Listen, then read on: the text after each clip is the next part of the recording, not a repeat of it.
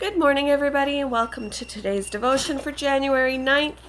Today's devotion is titled The Leaning Tower.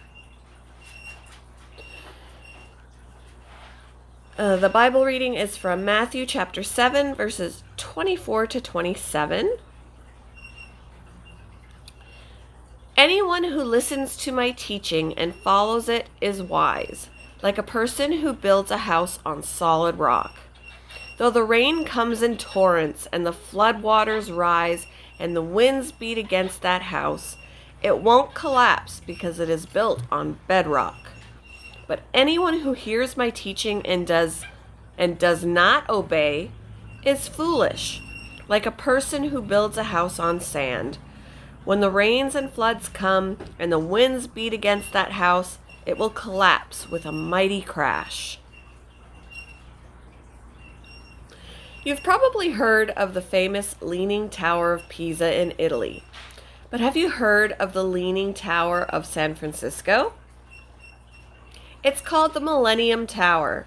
Built in 2008, this 58-story skyscraper stands proudly, but slightly crookedly, in downtown San Francisco. The problem? Its engineers didn't dig a deep enough foundation. So now they're being forced to retrofit the foundation with repairs that may cost more than the entire tower did when it was originally built. A fix that some believe is necessary to keep it from collapsing during an earthquake. The painful lesson here?